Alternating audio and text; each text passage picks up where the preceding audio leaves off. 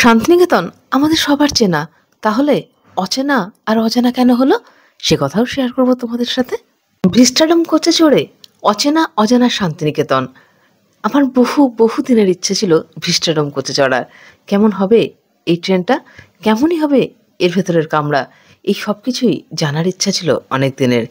আর শান্তিনিকেতন সে তো নিজের জায়গা বলে মনে হয়। সবার কাছে একটাই অনুরোধ রইল, ভিডিওটা স্কিপ না করে শেষ অবধি দেখার। আপনার নাম? বাসুদেব বন্দ্যোপাধ্যায়। আমি কথাসাহিত্যিক তারাশঙ্কর বন্দ্যোপাধ্যায়ের ভাইপো। আপনারা যেখানে সামনে দাঁড়িয়ে আছেন এটা তারাশঙ্করের আতুর ঘর। সকাল 8:55 13053 কুলিক এক্সপ্রেসের ভিস্টাডোম কোচে চড়ে যাব বোলপুর। মনের ইচ্ছে পাখির ডানায় ভর করে ছুটে চলা এই বিরাট ভারতবর্ষের আনাচে কানাচে। আর সেই ছুটে চলা হয় সবসময় ট্রেনের মধ্যে ছোট্ট কামরায় কয়েকজন অচেনা অজানা সাথীর সাথে।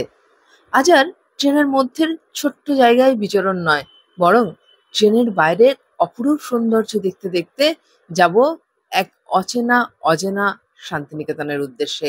তোমরা সবাই সাথে থেকো শেষ অবধি। এখন শান্তিনিকেতন বলতে আমাদের মনের প্রথম যে ছবিটা আসে তা হলো সোনাঝুরির হাট।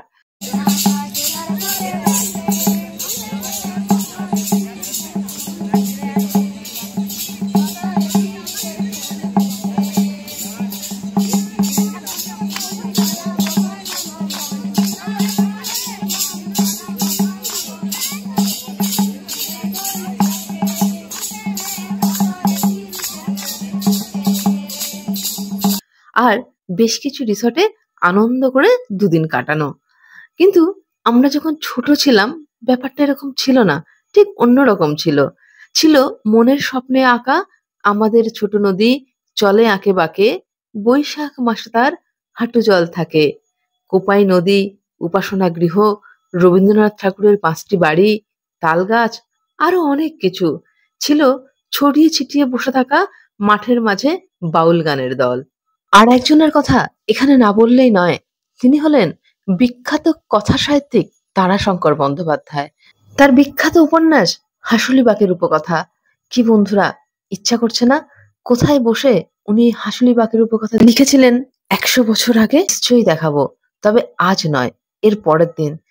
তাই জন্য তোমরা ভিডিওটাকে লাইক, শেয়ার আর সাবস্ক্রাইব করে রেখো সেই এপিসোডটা দেখার জন্য।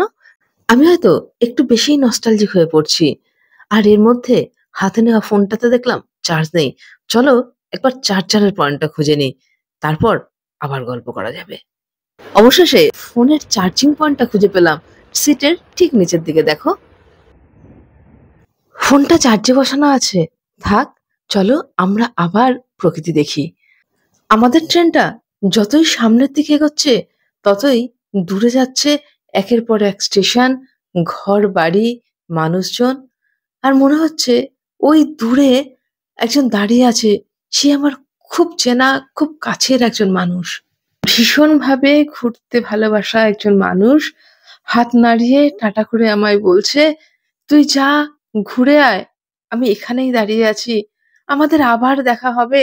মনের আবেগ আর চিত্রপট যখন একাকার হয়ে যায় তখন অশ্রু বাঁধ মানে না, তা সে আনন্দেরই হোক বা বেদনার। সময় বোঝাবে পথে যে কে চেনা কে অচেনা, যেদিকে চোখ যায় তেমনই রাস্তায় যাওয়া তো হবে না। কোথায় কে আছে সে কার অপেক্ষায় পথে কেবল জানে, যা ছিল চাওয়া তারও কিছুটা পাওয়া তো হবে না। আমাদের জীবনটাই বোধহয় এমন, সবকিছু যা চাই তা পাই না। হয়তো সবকিছু পেয়ে গেলে জীবনের এই ব্যর্থতা, এই দুঃখ, এই ভালো লাগা, এই ভালোবাসা কোনো কিছুই আমাদেরকে ভাবাতো না। তাই সবকিছু নিয়েই আমাদের পথ চলতে হয়। আর যে গেছে বা যে আছে সবকিছুই আমার সাথে আছে, আমার আমিকে চেনা খুব দরকার। এর আগে যতবার শান্তিনিকেতনে এসেছি ততবারই অন্যরকম করে ভালো লেগেছে। আর এবার তো আরো ভালো লাগা, কারণ ভিস্টাডোম কোচে চড়েছি যে, সে এক অন্য মজাদার গল্প। কোচের ভেতরে সবাই খুব কথা বলছে।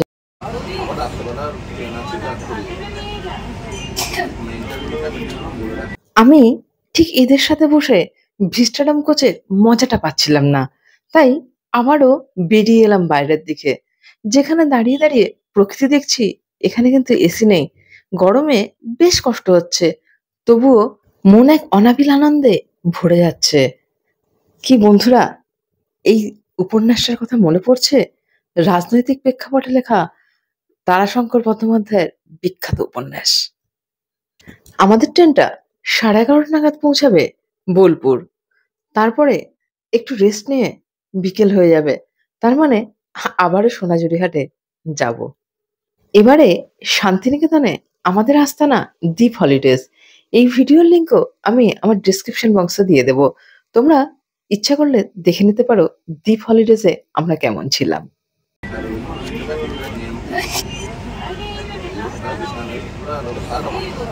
কাল সকাল সকাল রিসর্ট থেকে একটা গাড়ি বুক করে আমরা বেরিয়ে যাব লাভপুরের উদ্দেশ্যে, যেখানে তারাশঙ্কর বন্দ্যোপাধ্যায়ের বাড়ি ধাত্রী দেবতা আছে।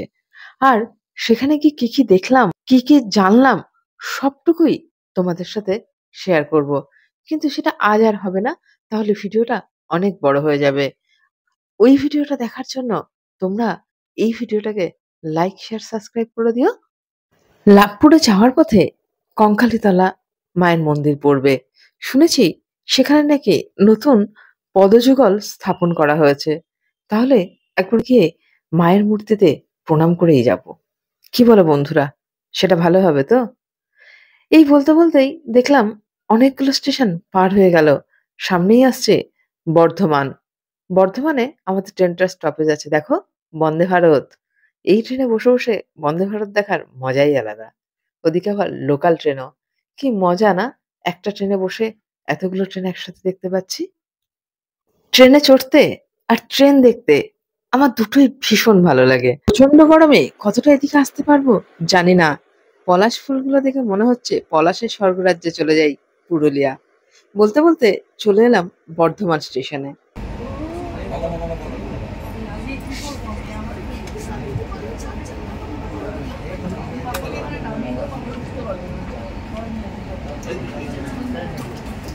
আশা করি আমার যে সহযাত্রীরা দৌড়াচ্ছিলেন ট্রেন ধরার জন্য, তারা নিশ্চয়ই এই ট্রেনে উঠতে পেরেছেন।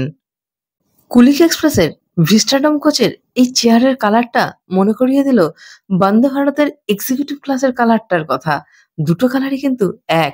ভিস্টাডম কোচে চড়ে আমার দারুণ লাগছে।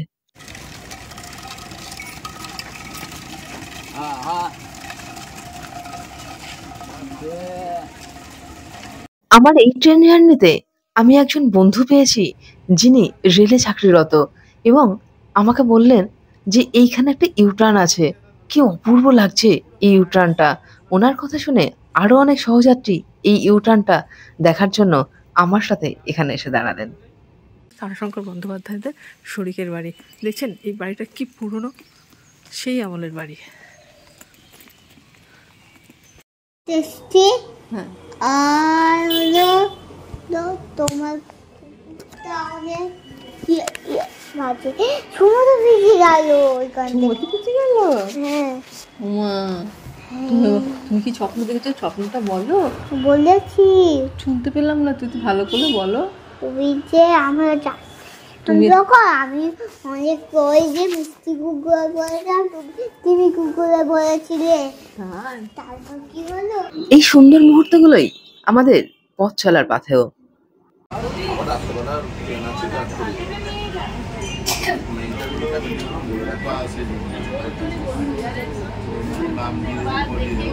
আমাদের ভিস্টাডম কোচ জার্নি শেষ হলো, ট্রেন ঢুকছে বোলপুর। তাহলে দেখা হচ্ছে তারাশঙ্কর বন্দ্যোপাধ্যায়ের বাড়িতে। আর সেই অবধি আমার সাথে থেকো, লাইক, শেয়ার, সাবস্ক্রাইব করে। আশা করছি আমার এই ভিডিওটা তোমাদের ভালো লেগেছে। ভিডিওটা শেষ অবধি দেখার জন্য সবাইকে অসংখ্য ধন্যবাদ।